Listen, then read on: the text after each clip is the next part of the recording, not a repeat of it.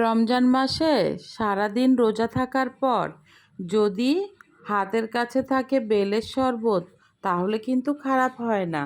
তো চলুন দেখি আজ আমি কিভাবে বেলের শরবত বানালাম। ভিডিওটি না টেনে শেষ পর্যন্ত দেখতে থাকুন। এখানে একটা বেল নিয়ে নিয়েছি, এটাকে ভেঙে আমি চামচের সাহায্যে বেলটাকে উঠিয়ে নিব।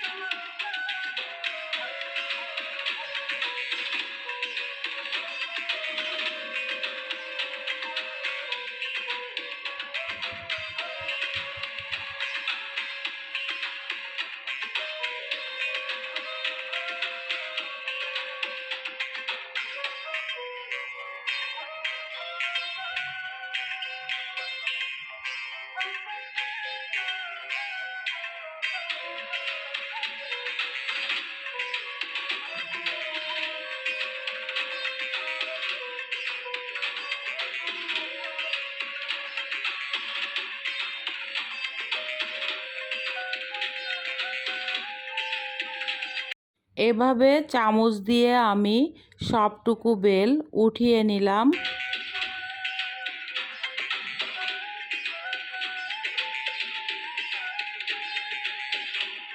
এখানে আমি বেলের শরবত করতে 2 টেবিল চামচ পরিমাণ মাস্ক মিল্ক নিয়ে নিলাম আর পরিমাণ মতো চিনি নিয়ে নিয়েছি। এটা যার যার পছন্দ অনুযায়ী চিনি বা মিল্ক দিতে পারেন।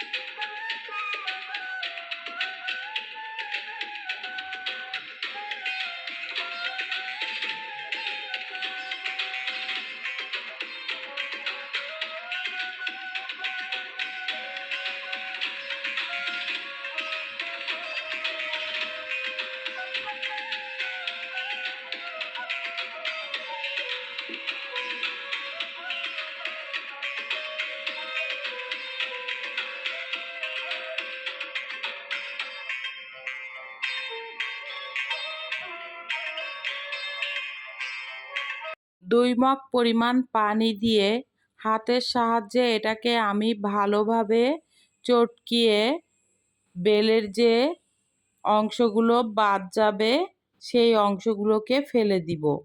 তো দেখুন কিভাবে হাতের সাহায্যে বেলের শরবত করছি।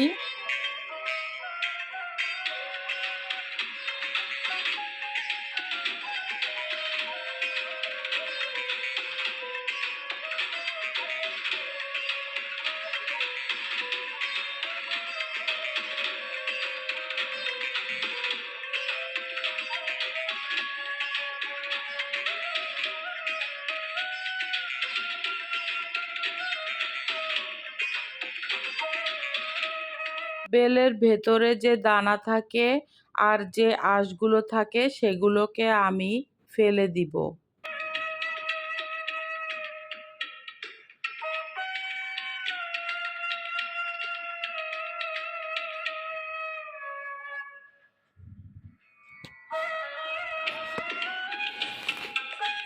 এভাবে ভালোভাবে চটকিয়ে এটাকে মিশিয়ে নিব।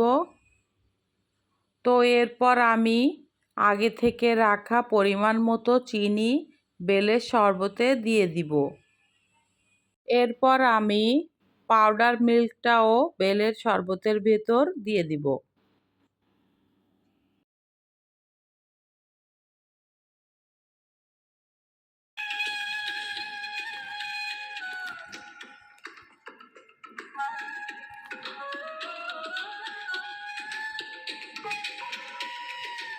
এখন আমি চামচ দিয়ে ভালোভাবে পাউডার মিল্ক মিশিয়ে দিচ্ছি। এটাকে ভালোভাবে এভাবে মিশিয়ে দিতে হবে।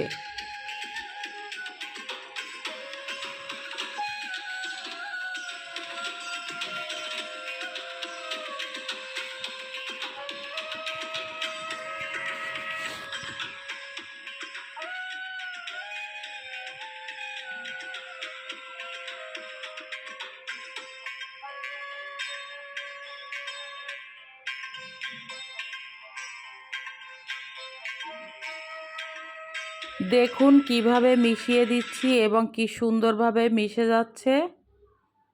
তো আপনারা যারা এখনো পর্যন্ত এভাবে বেলের শরবত বাড়িতে তৈরি করেননি, অবশ্যই বানিয়ে একবার হলেও ট্রাই করে দেখবেন। এখন আমি আরেকটু পরিমাণে পানি দিয়ে দিয়েছি।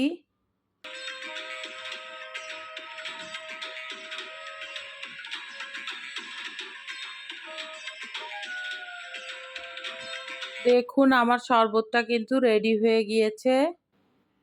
কেমন হয়েছে শরবতটা অবশ্যই কমেন্টস করে জানাবেন। হয়তো লাইটের আলোয় এত সুন্দর আসছে না কালারটা, কিন্তু কালারটা অনেক ইয়ামি ও অনেক জুস হয়েছে। তো এখন আমি রেডি শরবত মগে উঠিয়ে ফেলবো।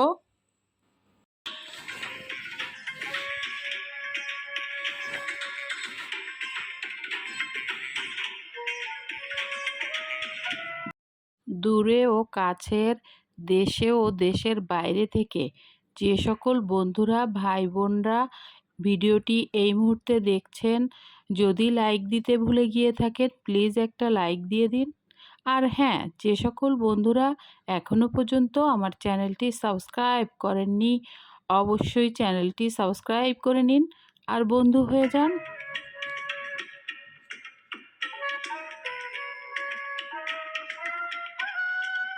তো এই তো দেখুন আমার শরবতটি কিন্তু রেডি হয়ে গিয়েছে। এখন আমি আগে থেকে কেটে রাখা শুকনা খেজুর ও কাঠবাদাম আমি এই কুচিগুলি এখন শরবতের উপরে দিয়ে দিচ্ছি। তো দেখুন কতটা ইয়ামি লাগছে। এভাবে যদি ঘরে থাকা উপকরণ দিয়ে খুব সহজ উপায়ে আমরা ইফতারিতে এই শরবত খেতে পারি। বেলের শরবত কিন্তু অনেক উপকারী ও স্বাস্থ্যসম্মত একটা খাবার।